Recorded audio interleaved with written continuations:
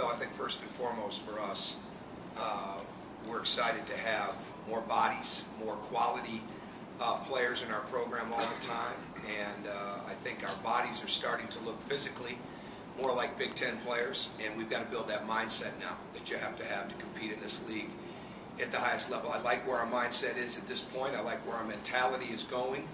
I think anytime you have a quality team, you have quality depth. If you have quality depth, that means you have consistent players.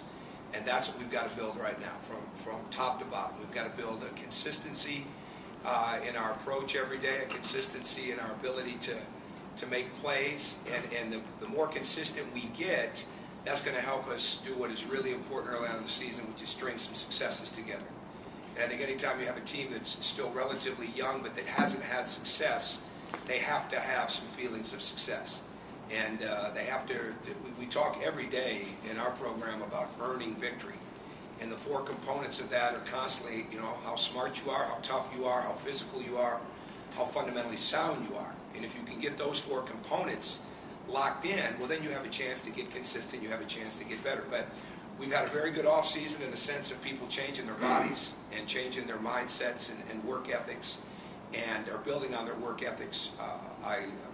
We're not healthy right now in the sense of practice, but we don't have anything that I look at that's going to keep us right now from being able to start the season pretty much with our team intact, and that's very important because injuries played a huge part in our team last year. And so Matt Roth is back, Maurice Creek is back, even though we don't practice with Maurice Creek every day yet. His strength is not where it needs to be yet. His knee is sound and healthy, but his strength is not where it needs to be. But we're gaining ground, and I like that. I think the league in itself right now is as good as it's been in my 3 years, as good as I can remember it in somebody that's grown up in the Big Ten area and watched it from afar. And riding up here today with Don Fisher, he made a great point, which I think is very reflective of where this league is. There are probably 7 teams in this league right now that could win it by the end of the year. And when you look at that, when you look at the quality of the teams, when you look at the quality of the coaching, and it's obvious with some of the programs right now, when you look at where Michigan State's at, when you look at Ohio State, when you look at Purdue, even without Robbie, I still think that is an incredible team because, number one, for the guy running the program, knows everything that it takes to win, and they've got a lot of quality players inside of it. I think Bruce's team at Illinois could be knocking on the door of a Final Four national championship type of program if he gets his young guys to understand what his older guys understand, with how hard it is to win in this league. But they have a tremendous quality, and I don't think that there's nearly enough conversation nationally about what Minnesota's capable of, what Wisconsin's capable of, or what Northwestern's capable of.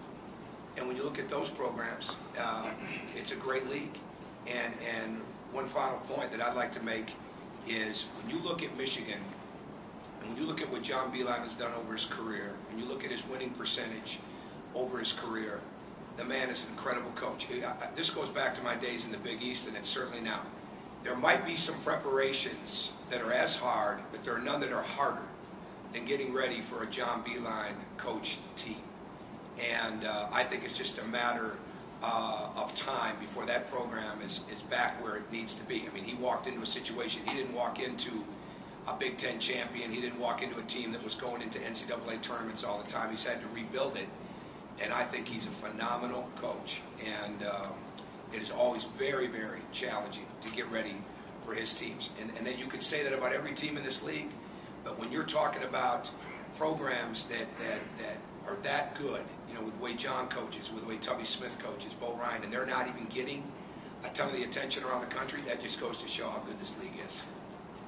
Thanks, Coach. Open up the floor for questions. I didn't take all my time right there. No, you're all set. On the center aisle here. Almost, Tom. Almost. I was trying. Pete DePremio, Fort Wayne News Sentinel. Yeah, Tom, I guess, and I know it's still early, but can you talk about the decision-making you're seeing in practice and where it is and where it needs to be? Well, I think it's better. And one thing we're doing is we have referees in a lot more right now. And we don't just have them refereeing scrimmages and 5-on-5. They're refereeing drills. And I think anything we can do right now to tighten our game up in the sense of footwork, in the sense of getting into the lane and making decisions in the sense of physicality of play and playing without fouling, not negating the hustle that we're trying to get across.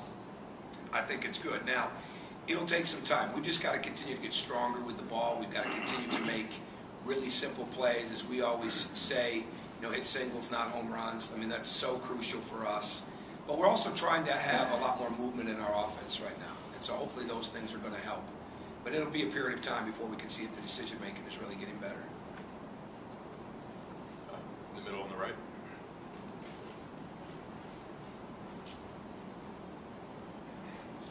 Hugh Kellenberger with the Bloomington Herald-Times. Coach, what have you seen from Jordan in terms of being more confident in his offensive abilities, not just being a shooter? Oh, I think he's really making strides. I was asked a question the other day, and it's really hard to answer, who's changed the most physically. And we can't pinpoint one or two guys. We look at our whole team, they look different. And maybe that's because they were that young. But Jordan is stronger, and I think the strength has brought more confidence to his game. We need him to be, he may not be the verbal, vocal leader that we need just yet, but he's got to be the example leader. And he's got to be in a situation where he doesn't accept anything from his teammates in the sense of how they play, and the hustle that they play with, and the decision-making that they play with, that he wouldn't accept from himself. And he's got to hold teammates when he's on the court to the standard that he holds for himself. But he's shooting the ball extremely well. He's moving well. His pull-up game is coming. He's continuing to get better in the pick and roll. He's got to continue to be able to deal with full court pressure and trapping and things of that nature. And defensively, I wouldn't call him a standout yet, but he's certainly not on the other side either. I mean, he's holding his own defensively and playing with a lot of force and resolve right now, which is exactly what we need from him over the long haul. Well, he's got a want to that's very uncommon for young players, and even though he's a little bit older, he's still young to the game because he's only been playing since the age of 17. But without a doubt, if he's not the hardest worker when it comes to outside of practice time, he's in the top 2 or 3. And that's exactly what you want. He's setting a standard for himself in the way that he's trying to improve, with the willingness he has to learn. All 3 of our new guys have an inner pride that it's very hard for them to accept mistakes. Now, you like that. You don't want guys that accept mistakes easy, but at the same time, they have to learn that there's a lot of growth that goes on inside of their game. He epitomizes that. I mean, he's 7'1" with a 7'8.5" wingspan, and we're constantly trying to get him to understand just how big and long he is. And he's getting better moving his feet defensively in the sense of the coverage. Your team is really determined defensively by how good your 4 and 5 men give help. And you can have a good to great team based on how good they are with that. And that's one thing that we're really trying to get him to understand, not just be a shot blocker, but a guy that can rotate, change shots, move people around, control the paint. He's running the floor better. He's getting more comfortable. Anytime there's a lot of traffic right now around the rim, in the sense of making a post move, he hasn't gotten that down yet. But in the sense of rolls off the screens, in the sense of isolations, in the sense of slipping to the rim, in the sense of running the floor, he's really making a lot of strides. Time for one more question. Front right.